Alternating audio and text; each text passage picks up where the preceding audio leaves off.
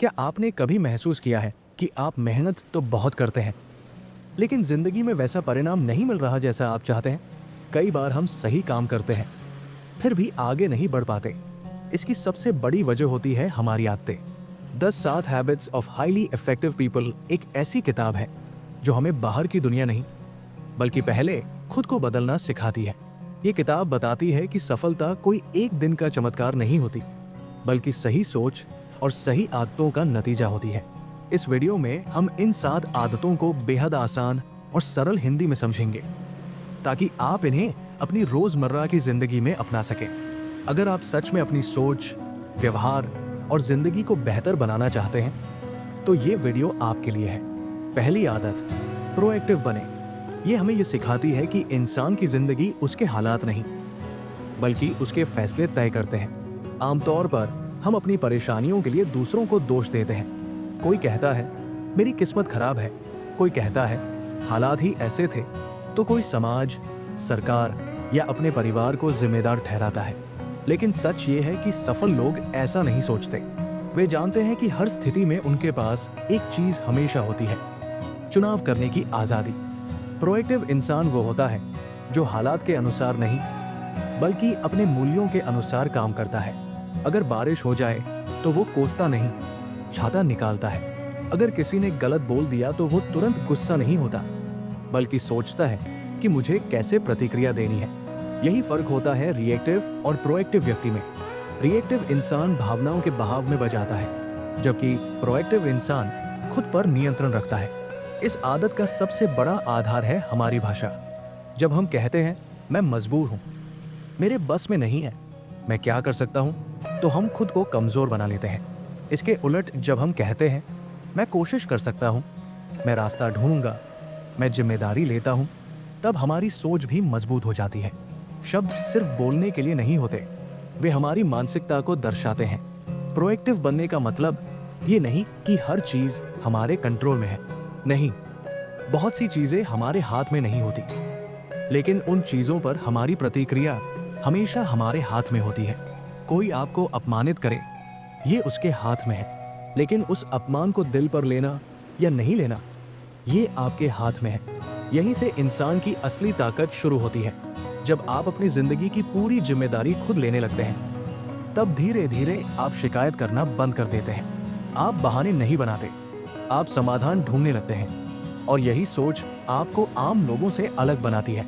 Proactive होना सिर्फ एक आदत नहीं है, ये एक नया नजरिया है जो आपको ये एहसास कराता है कि आपकी जिंदगी की कमान किसी और के हाथ में नहीं, बल्कि आपके अपने हाथ में है। दूसरी आदत, अंत को ध्यान में रखकर शुरुआत करें। ये आदत हमें जिंदगी को देखने का एक बहुत ही गहरा और व्यावहारिक नजरिया देती है। ये आदत कहती है कि कोई भी काम शुरू करने से पहले ये साफ होना चाहिए कि हम आखिर पहुंचना कहाँ चाहते हैं। अक्सर हम जिंदगी में बहुत मेहनत करते हैं, भाग दौड़ करते हैं, लेकिन फिर भी अंदर से खाली महसूस करते हैं। कारण साफ है, हमें खुद नहीं पता कि हमारी मंजिल क्या है। अंत को ध्यान में रखकर शुरुआत करें का मतलब है अपने जीवन की तस्वीर पहले मन में बनाना। सोचिए, अगर आज आपकी जिंदगी का आखिरी दिन हो, तो लोग आपको किस रूप में याद करें? एक अच्छे इंसान के रूप में, एक ईमानदार व्यक्ति के रूप में, एक जिम्मेदार माता पिता के रूप में, या सिर्फ पैसे कमाने वाले इंसान के रूप में? ये सवाल थोड़ा गहरा है, लेकिन यही सवाल हमें सही दिशा दिखाता है। लेखक कहते हैं कि हर चीज 2 बार बनती है, पहले दिमाग में, फिर असल जिंदगी में। जैसे कोई घर बनाने से पहले उसका नक्शा बनता है, वैसे ही जिंदगी को जीने से पहले उसका उद्देश्य तय होना चाहिए। अगर नक्शा ही गलत होगा, तो चाहे जितनी मेहनत कर लो, घर सही नहीं बनेगा। यही हाल जिंदगी का भी है। इस आदत का सबसे अहम हिस्सा है अपने जीवन का उद्देश्य। ये कोई लंबा भाषण नहीं होता, बल्कि कुछ साफ शब्द होते हैं जो ये बताते हैं कि आप किस तरह का इंसान बनना चाहते हैं और किन मूल्यों के साथ जीना चाहते हैं। जब आपका उद्देश्य साफ होता है, तो फैसले लेना आसान हो जाता है। फिर आप दूसरों की भीड़ में बहते नहीं, बल्कि अपने रास्ते पर चलते हैं।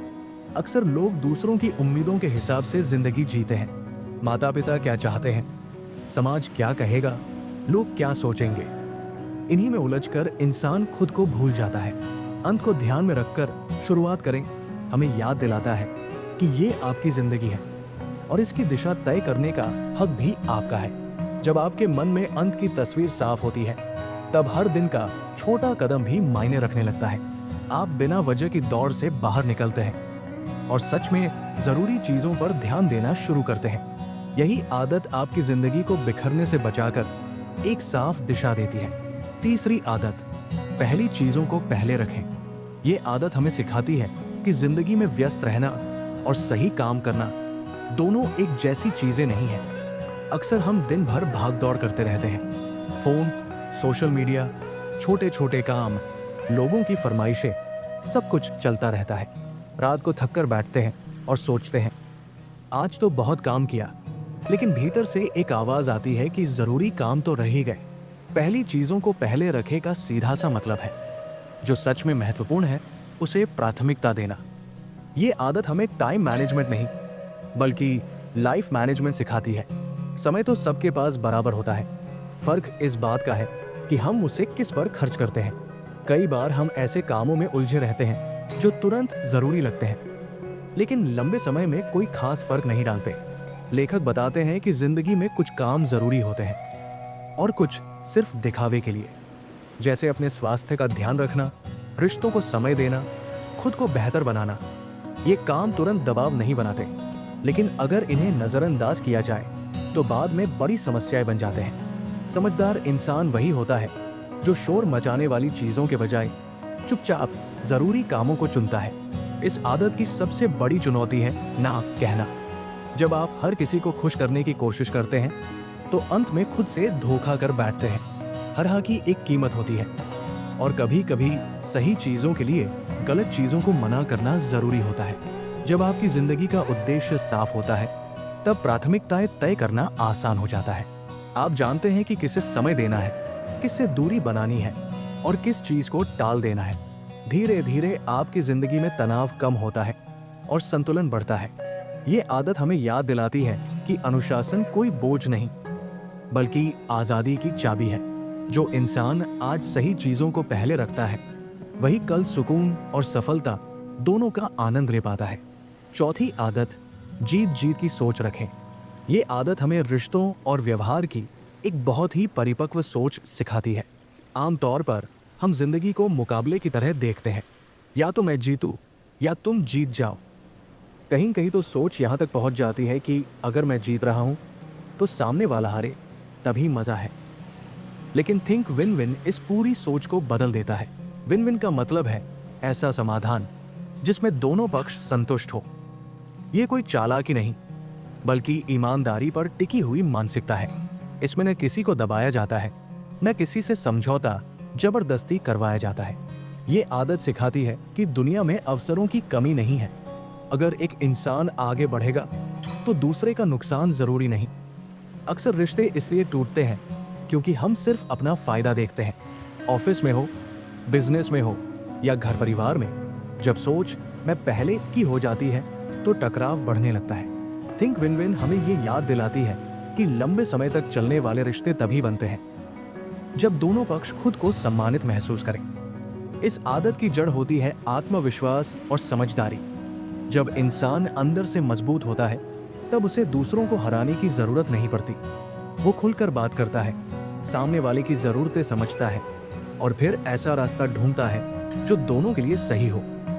ये आसान नहीं होता, लेकिन यही सोच आपको भीड़ से अलग बनाती है। अगर विन विन संभव न हो तो लेखक एक और विकल्प बताते हैं, नो डील। यानी जब दोनों की जीत संभव न हो तो बिना कड़वाहट के पीछे हट जाना। जबरदस्ती की जीत असल में हार ही होती है। थिंक विन विन सिर्फ बिजनेस की रणनीति नहीं, ये इंसानियत की सोच है। जब आप दूसरों की जीत की खुशी समझने लगते हैं, तब आपकी अपनी जीत भी सच्ची और टिकाऊ बन जाती है। यही आदत आपको एक बेहतर प्रोफेशनल ही नहीं बल्कि एक बेहतर इंसान भी बनाती है। पांचवी आदत, पहले समझो फिर समझाओ। ये आदत संवाद और रिश्तों की सबसे गहरी सच्चाई को सामने रखती है। आमतौर पर जब हम किसी से बात करते हैं तो हमारा उद्देश्य सामने वाले को समझना नहीं होता, बल्कि खुद को सही साबित करना होता है। कोई कुछ कह रहा होता है और हम उसके जवाब की तैयारी पहले ही करने लगते हैं। यही कारण है कि बहुत सी गलतफहमियां पैदा होती है और रिश्तों में दूरी आ जाती है। पहले समझो फिर समझाओ का मतलब है पूरे मन से सुनना, सिर्फ शब्द नहीं बल्कि भावनाएं समझना। जब कोई इंसान अपनी बात कह रहा हो तो उसे बीच में टोकना नहीं, सलाह देने की जल्दी नहीं करना और अपनी राय तुरंत थोपना नहीं। सच तो ये है कि ज्यादातर लोग सुने जाना चाहते हैं, समझे जाना चाहते हैं। जब उन्हें यह महसूस हो जाता है कि सामने वाला उन्हें गंभीरता से सुन रहा है, तब उनका दिल अपने आप खुलने लगता है। ये आदत हमें सहानुभूति सिखाती है। सहानुभूति का मतलब सहमति नहीं होता, बल्कि सामने वाले की स्थिति को उसकी नजर से देखना। जब आप ऐसा करते हैं तब बातचीत लड़ाई नहीं रहती, बल्कि समाधान की दिशा में बढ़ती है। ऑफिस की मीटिंग हो या घर का कोई विवाद, पहले समझने की कोशिश करने से माहौल अपने आप नरम हो जाता है। जब आप सामने वाले को सही से समझ लेते हैं तब अपनी बात कहना भी आसान हो जाता है। अब आपकी बात उसे हमला नहीं लगती, बल्कि सहयोग लगती है। लोग आपकी बात सुनते हैं क्योंकि उन्हें लगता है कि आपने पहले उन्हें सुना है। यही वजह है कि ये आदत विश्वास की नींव बनती है। ये आदत हमें याद दिलाती है कि चुप होकर सुनना कमजोरी नहीं, बल्कि समझदारी की निशानी है।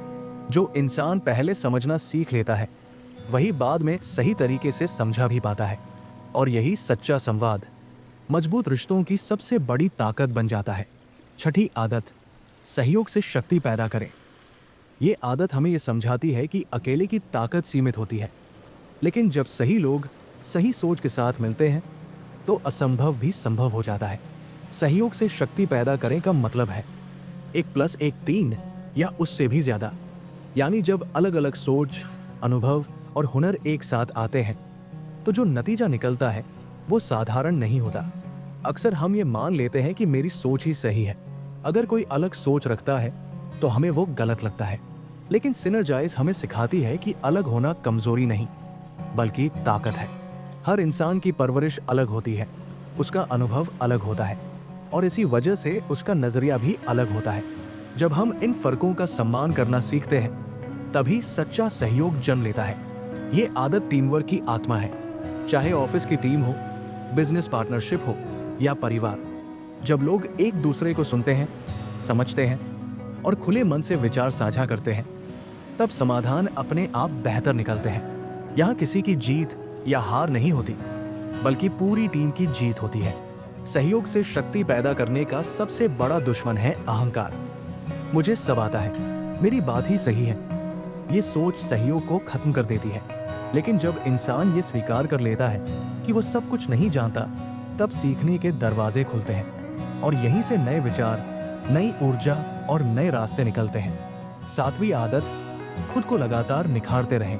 7वीं और आखिरी आदत हमें ये याद दिलाती है कि अगर इंसान खुद का ख्याल रखना बंद कर दे तो वो धीरे धीरे अंदर से खोखला हो जाता है। खुद को लगातार निखारते रहें का मतलब है अपनी शरीर, दिमाग, मन और आत्मा चारों को समय समय पर तराशते रहना। ठीक वैसे ही जैसे लकड़ी काटने वाला अगर आरी को तेज न करे तो मेहनत ज्यादा और नतीजा कम मिलता है।